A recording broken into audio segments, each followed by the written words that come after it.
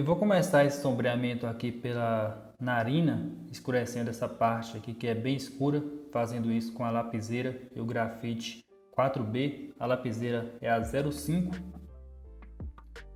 que tem a ponta bem fina para fazer esses detalhes. E desse outro lado aqui do nariz tem uma sombra bem escura, eu vou fazendo com a lapiseira também para dar esse contraste. A gente vai falar bastante sobre contrastes aqui nesse desenho, que é um assunto tão importante para quem quer fazer os desenhos mais realistas, dar volume ao desenho. O contraste é super importante. Vou suavizando aqui com o cotonete, que é uma ferramenta excelente para a gente trabalhar com realismo. Muitos desenhistas não usam o cotonete, mas eu gosto bastante. Vou escurecendo um pouquinho aqui mais, tem uma parte bem escura aqui desse lado. Então a gente vai reforçando à medida que a gente vai vendo que é necessário escurecer mais. Aqui nessa parte eu vou fazendo sombreamento primeiro aqui com o lápis H.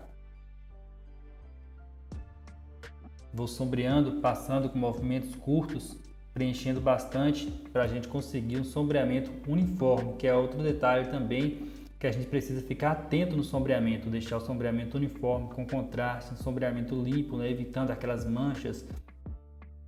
Porque querendo ou não, quando o sombreamento fica com algumas manchas, já dá aquela sensação que foi um trabalho feito às pressas, que não tem o mínimo de capricho. Mas eu sei que isso acontece por vários motivos, tá? Muitas das vezes não é falta de capricho. Muitas vezes é por não conhecer as técnicas certas, muitos iniciantes acabam deixando o desenho manchado. Essa pequena sombra aqui do lado também, a gente não pode deixar uma linha, como você pode observar, ainda está um traço, uma linha ali do lápis, mas eu vou suavizando, jogando uma leve sombra e já vai dando um efeito mais de sombra mesmo, tá? Desse outro lado também eu vou sombreando com lápis H e como você pode observar, essa primeira camada ela fica bem clarinha mesmo, ela quase não aparece o que você está fazendo. Mas à medida que a gente for aumentando as graduações depois, você vai ver que a cada graduação que a gente aumenta, mais o desenho começa a ter volume. Aquela sensação de que está saltando do papel, sabe? A gente vai conseguindo isso à medida que a gente vai aumentando os valores tonais. E a gente acabou de falar aqui sobre outro assunto também super importante para que o desenho fique de fato realista, que são os valores tonais, beleza? A gente vai falando mais sobre isso aqui durante esse tutorial. Eu vou te passando vários macetes, várias dicas, então é muito importante que você não pule, tá? Nenhum pedacinho dessa aula, porque se você pular, você pode acabar perdendo alguma informação importante que pode ser uma virada de chave aí no seu aprendizado do realismo. Olha só, agora já voltei com lápis 2B, escurecendo um pouco mais aqui esse sombreamento, vou trabalhando aqui com essas camadas, buscando sombreamento mais uniforme possível. E você pode ver que mesmo feito apenas com lápis H, já começou a dar um volume, porque eu fiz a sombra no lugar certo e preservei as áreas mais claras. Esse jogo de luz e sombra vai dando volume ao desenho.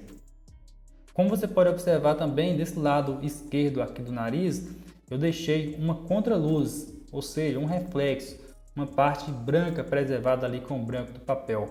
Essa referência ela tem essa contraluz que dá um efeito bem interessante também ao desenho. Vou passando 2B aqui desse outro lado também, buscando aumentar aqui os valores tonais. O que são os valores tonais? Os valores tonais são a diferença de tons de cinzas, que vai desde o branco até o preto, passando por várias nuances de cinzas. E cada um desses tons de cinza é um valor tonal. Vou suavizando aqui com lencinho de papel, bem de leve também. Se você passa o lenço de papel forte, ou esfuminho, um cotonete, qualquer ferramenta que você vai esfumar, você passar forte, com certeza vai manchar.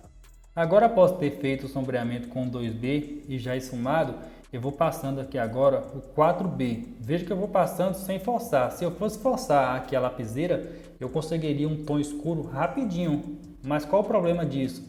Pode acabar manchando, pode acabar ficando aquele sombreamento rústico.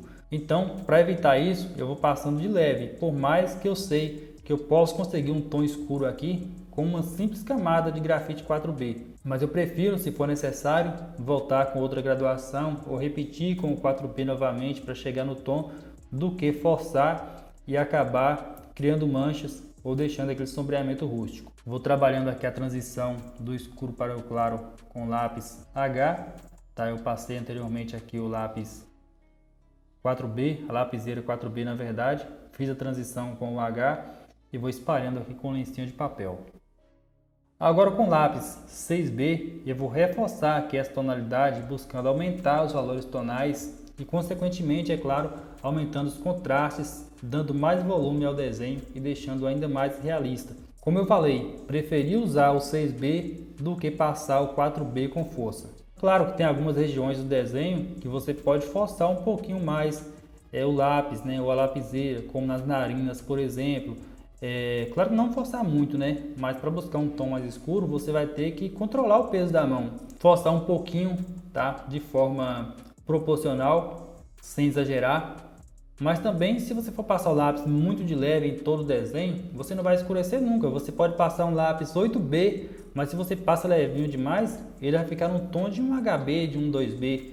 Então é muito importante você aprender também a controlar o peso da mão, que é outro assunto também importante que a gente está falando aqui. Já falamos sobre contrastes, já falamos sobre a uniformidade no desenho, sobre evitar manchas, falamos sobre o controle do peso da mão. São todos assuntos importantíssimos para você que quer fazer um sombreamento cada vez mais realista. Dentro do meu curso completo Desenhando com Realismo, eu ensino tudo isso passo a passo em várias aulas completas. Claro que aqui no YouTube é limitado, não tem como a gente ensinar tudo isso em apenas um tutorial, já que o conteúdo aqui é aleatório, né? Não tem uma sequência, mas no curso é tudo na sequência certa.